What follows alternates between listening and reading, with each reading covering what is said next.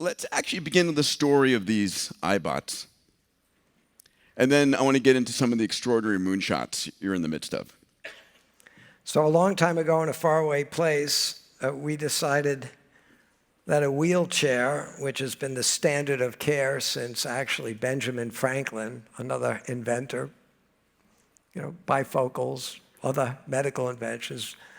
Ben Franklin, 200 years ago, patented a wheelchair. He should have been proud of it. After 200 years, we can build machines that go to the moon, go to planets. We have machines that could put people everywhere, under the sea. But until I started building this standard of care for people that couldn't walk, it's a wheelchair.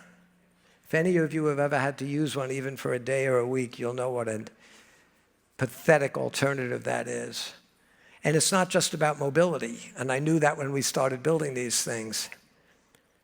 When somebody is confined to a wheelchair, and by the way, confined is a common phrase for that. The only other place I always hear the word confined is if somebody is so evil, we confine them to prison.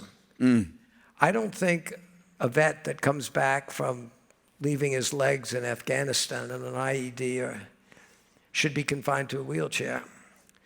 And I realized since I build helicopters and autopilots and all sorts of things, why don't we take solid-state gyros and accelerometers and high-performance control systems and build something that simulates human balance? Everybody in this room has a mom that remembers two things about you as a little kid. Your first words and your first steps. They're uniquely human. We walk erect. And when somebody loses the ability for any reason, disease, accidents, when you lose the ability to stand up, it's not about mobility. Yes, this thing climbs curbs and stairs and goes through sand. We'll show you a video of that. But you don't spend much of your day climbing stairs, but you spend most of your time interfacing with your colleagues, your family, your husband, your wife, your kids. And to do that from a confined position, you didn't lose mobility, you lost dignity, you lost access, you lost independence. So we decided we'll fix that. And we did. We took it to the FDA, We took it to the FDA and they said, we approve products based on benefit and risk. You got glioblastoma, we know what the outcome's going to be, we'll try anything. And they approve drugs that have 3 pages of small print about what it might do to you. But the risk and benefit are there.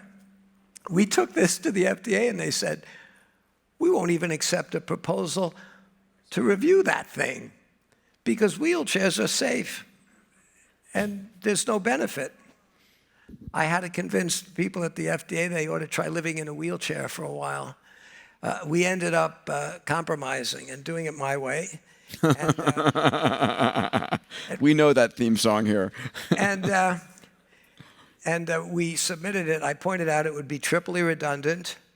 No single failure of a component, a system, a power supply, a processor, a gyroscope. There's multiples of them. I said, we will not build a system that any single point failure will bring this thing down. We put some out there, and after the fleet collected slightly over 10 million hours of operation in the field with real people, not a single system had ever gone down. We went back to the FDA and said, we want to take us out of Class 3, put us back into Class 2 so we can start making units for pediatric patients and for others. And probably in the history, as I know of the FDA, moving down a category from the most severe, Class 3, into Class 2 based on data. We got that change. We got this thing into Class 2. We built a new generation of them. We just recently, in January, after only 16 years, got CMS, Medicare and Medicaid to say, yes, we recognize that there's a need for this, and they're putting it on their list. The Veterans Administration has accepted 50 of them. I donated 2 to each of the 25 VA hospitals that take care of our vets. And I hope they're going to start letting vets have a better quality of life. We have I think a 1-minute video that shows this thing running around if you want to see it. Well, I want to. So this is amazing, as is your Luke arm, as is your slingshot, as is 1,000 of your inventions, and we can play this in background mode if you want. Yeah, there's no audio. Play it. But there. Ask yourselves as you look at this, do you know anybody that lives in a wheelchair that can do that? Go ahead, play it. That's New Hampshire, by the way. For you people in California, that's water in its solid phase. So we decided out of your 100+ moonshots that we would focus on 3 of them. One is the work that you're doing at Army, the Advanced Regenerative Manufacturing Institute, which follows on the longevity work this morning. Yay. Amazing. Off-road.